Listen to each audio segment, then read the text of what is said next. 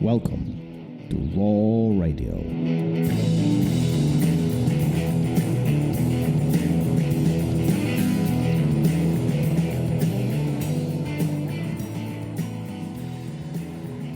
And we're live.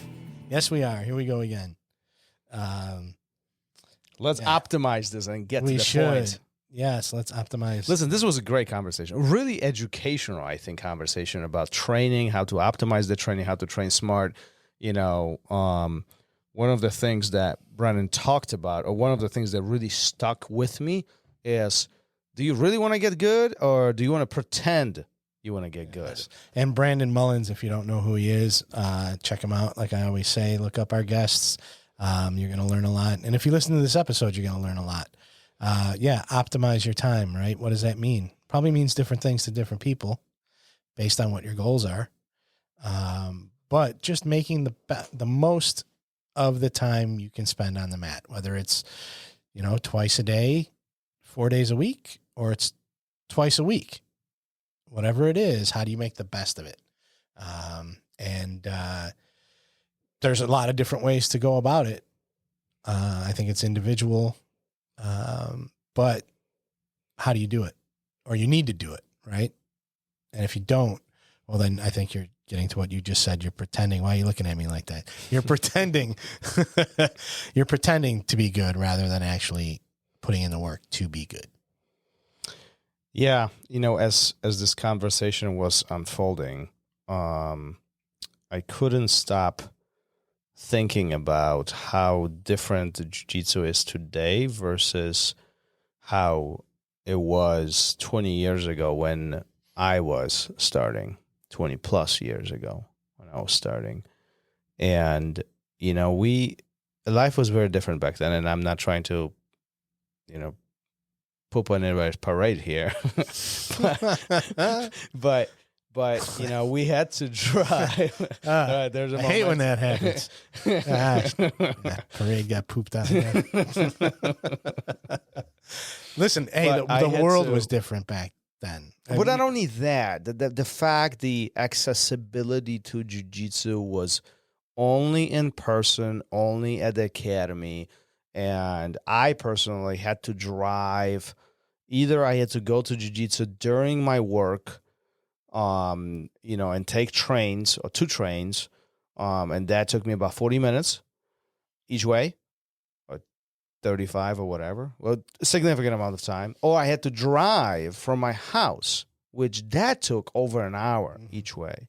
Yeah, and that's if I wanted to attend jiu-jitsu, right? And there were barely any books. There was no videos. There was none of that. Cell phones didn't exist, or I should say, smartphones didn't exist.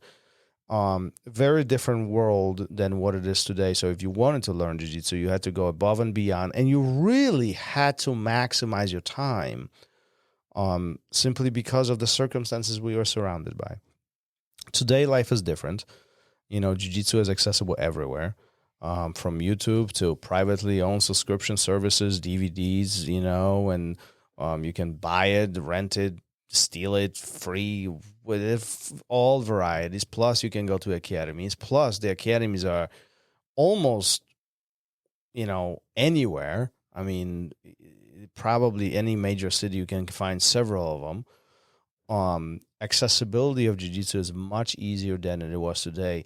And yet, we still find ourselves in this topic of optimizing training. Yeah, because it doesn't matter if all that stuff does not matter unless you're putting in the work on the mat. It doesn't matter. You can, we've talked to how many people about this. You can watch as many videos as you want, but if you're not working on the mat, it doesn't matter. You might as well just watch TV, watch John Wick. If you don't put the time in on the mat, whether it's through regular classes, privates, drilling, whatever, but physically on the mat with another person, then you're probably just pretending to be good, right? You think you've got all this knowledge. How many people have we talked to where, if you can't apply it, what good is it? And so if you're watching videos, if you're reading books, You know, it doesn't matter how many subscriptions you have. If you're not applying it, it doesn't work. Yeah. You know? Yeah, So, I would kind of break this down into three. I'm curious what you think about this. Three different categories. I was thinking about this a couple of weeks ago, but like in three different categories or three different layers of jiu-jitsu learning. One is this hands-on approach, which is being on the mat, training. This is where a physical approach, if you will. So, you know, this is classes, privates, seminars, open training sessions, drilling sessions, and so on. This is where you really dig in, right? Layer two would be more of a kind of educational approach, which is this is where books, videos, studying matches, instructionals, you know, maybe even reviewing your own videos would come in. And the third one would be like stimulators. This is where you would watch, you know, some of the tournaments, or you would watch, you know, super fights, or, you know, more of an entertainment aspect of it, or maybe even read books on jiu-jitsu or about jiu-jitsu from jiu-jitsu people, whatever the case might be.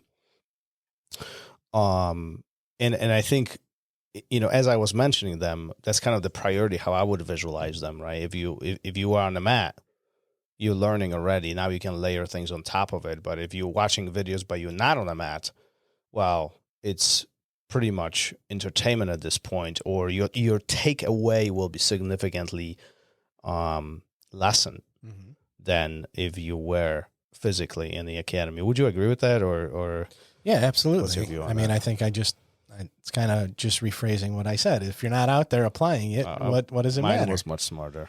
No, I don't think so. I don't think so. I think I sounded, for once, I sounded smarter. But I think all that other stuff is great and it's important and it has its place. But mat time is the most important time. And it's not even how many hours you spend or how many days a week you spend. It's what you do with the time that you have.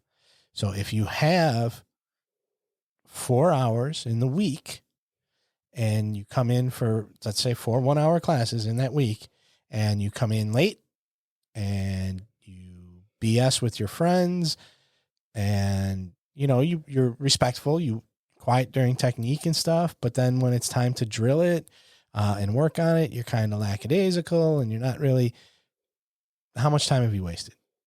Right? And let's say the last 20 minutes of class is positional training, and you give it your all during positional training, but everything before that was kind of haphazard.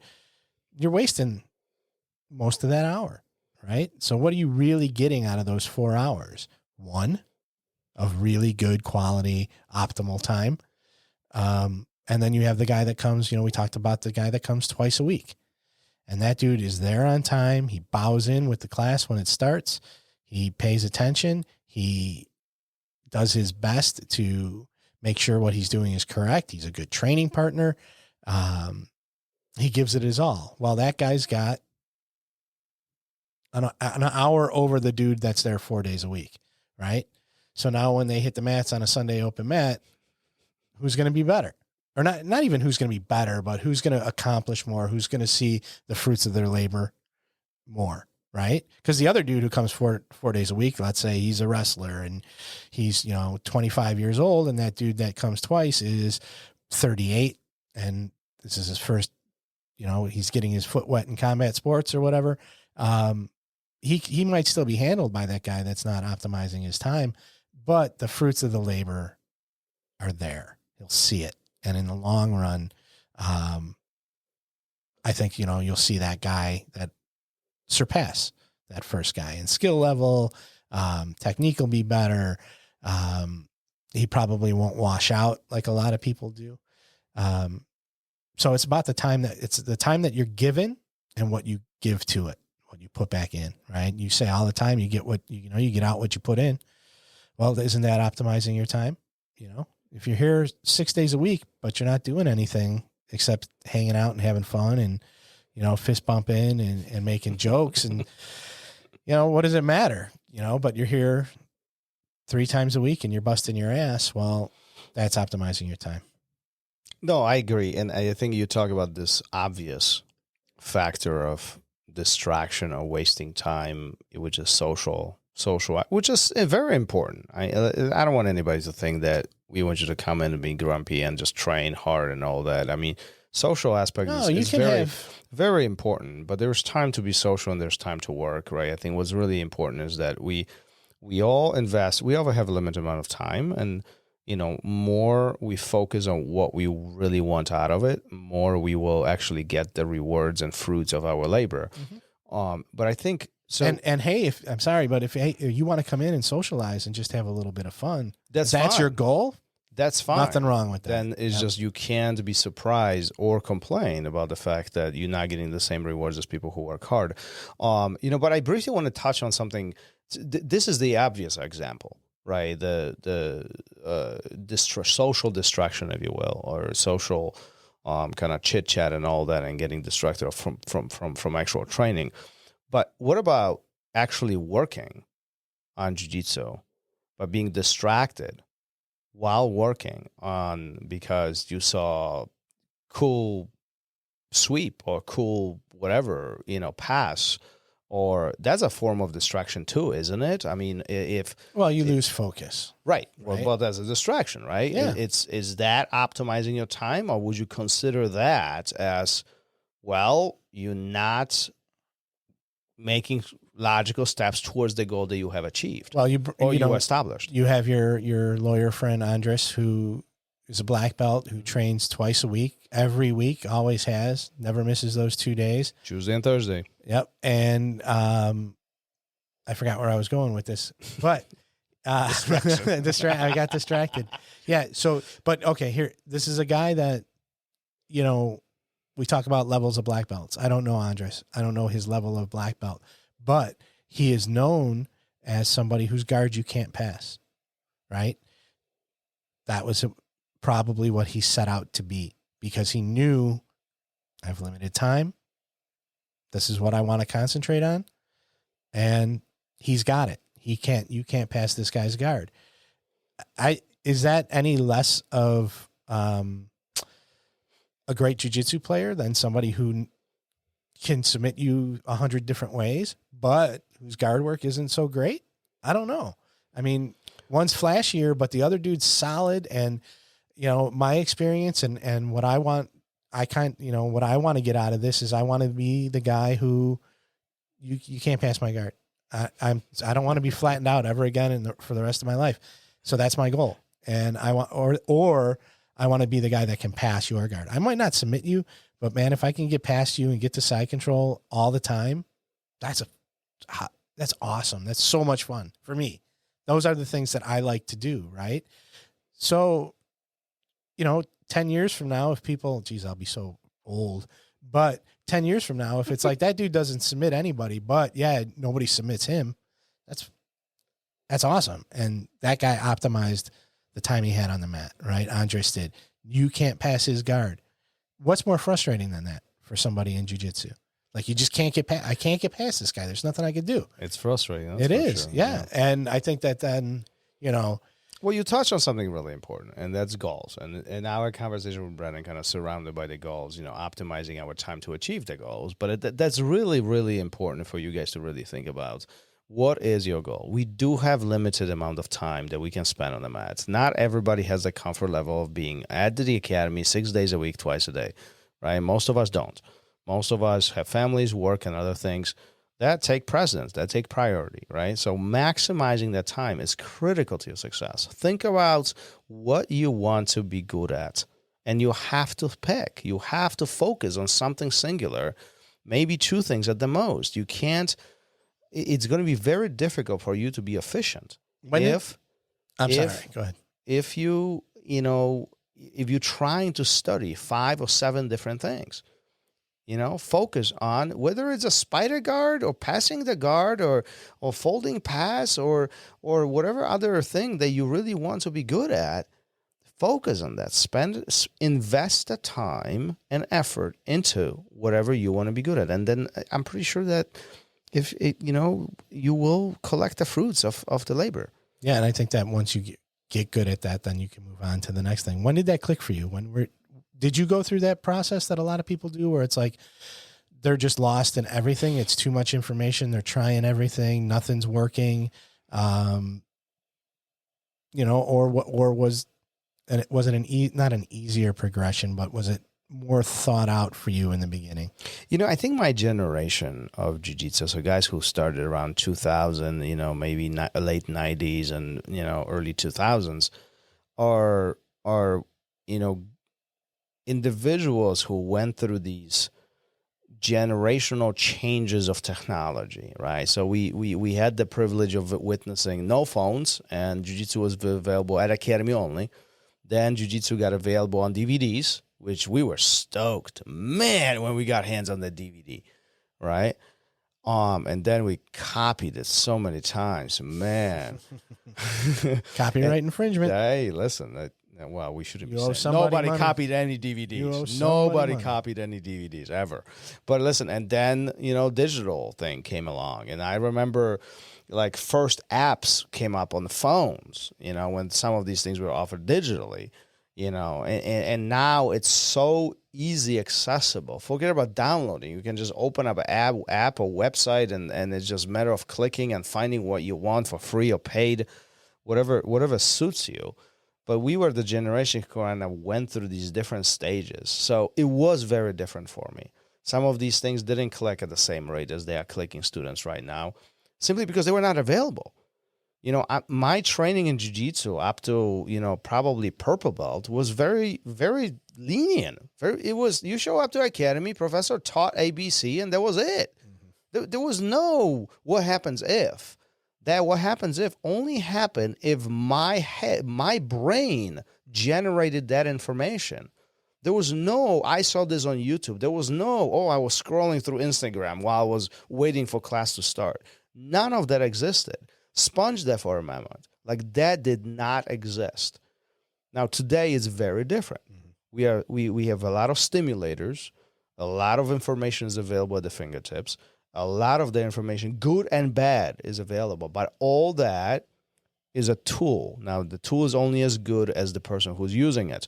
So that means if you're using YouTube for educational purposes and you're truly using it for educational purposes, it's a great tool. Now, I always say, the little bar on the right, that's a vortex of never-ending jiu-jitsu. I personally get caught in it so many times. I'm legit looking at a video and it's like, oh, this looks cool. And then I'm clicking, and 3 minutes later, I'm watching, pink bunnies jumping over a rainbow, and I just started with. No. I'm like, I heard about that match. I'll watch that match. No, I don't go to the pink bunnies and rainbows. But it's just a complete distraction, right? It's so dangerous if we don't stay focused, right? And the same thing is applicable towards our training. Really focus on optimizing your time, optimize your training, set goals for yourself. Talk to your professors. They've done many things. They have experience. They have the knowledge, not only from jiu-jitsu, but they can always provide you a good plan, how to execute things, how to be smarter about your training. It's not the amount of time that you spend on the mat, but how smart you use the time that you have. That is the key, at least in my opinion. Yeah, 100%. There's nothing more important. I said it earlier. You just reiterated. There's nothing more important than the time you spend on the mat. Before we wrap this up, Brandon sent something smart, and I circled this or lined this up in my notebook. Road to success is a staircase, not an escalator. I love it. I don't know what that means. That means you take elevators. That's different level. I just get on the elevator. Never mind. Forget it. No, it's incremental, right? It's not a steady climb. It's incremental. That's what I get from it. You gotta walk up the stairs. The stairs won't carry you up. That's right. And it's incremental, one step at a time. Do you get it? You look at it from that perspective. It's one step at a time. There's always millions ways of slicing a cat. Yes. All right. Then we'll leave it at that. Peace. On to the next one. Later. Thank you for listening to Raw Radio. If you enjoyed the show, don't forget to leave us a review and help us make the show even more amazing. For future episodes, check out our website and follow us on all major podcast platforms. Take care.